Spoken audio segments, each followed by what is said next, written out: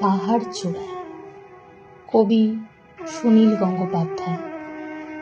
অনেক দিন থেকে আমার একটা পাহাড় কেনার শখ, কিন্তু পাহাড়কে বিক্রি করে তা জানি না। যদি তার দেখা পেতাম, দামের জন্য আটকাত না।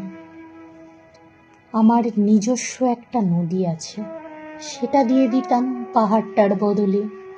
কে না জানে পাহাড়ের চেয়ে নদীর দামই বেশি।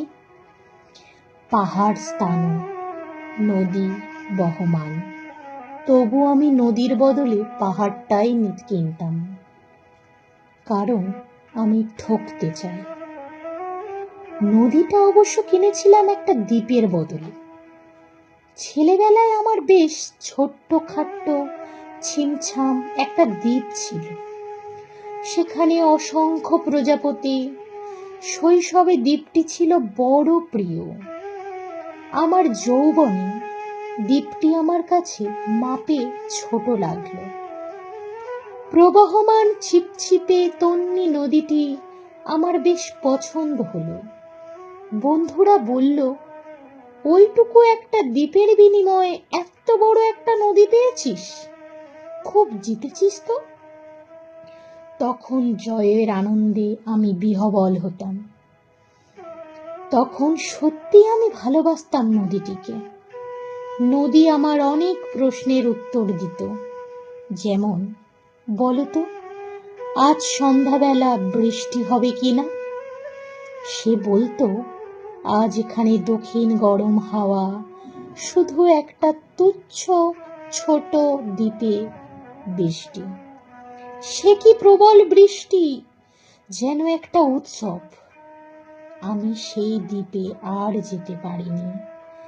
সে জানতো, সবাই জানে, শৈশবে আর ফেরা যায় না। এখন আমি একটা পাহাড় কিনতে চাই। সেই পাহাড়ের পায়ের কাছে থাকবে এক গহন অরণ্য। আমি সেই অরণ্যে পার হয়ে যাব। তারপর শুধু রুক্ষ কঠিন পাহাড়, একেবারে চূড়ায়, মাথার খুব কাছে আকাশে। নিচে বিপুল পৃথিবী, চরাচরে তীব্র নির্জনতা। আমার কণ্ঠস্বর সেখানে কেউ শুনতে পাবে না।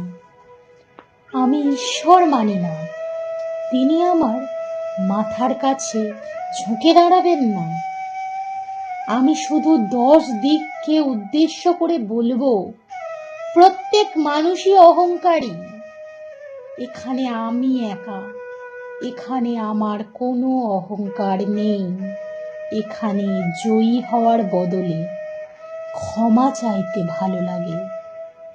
হে 10 দিক, আমি কোনো দোষ করিনি, আমাকে ক্ষমা করো।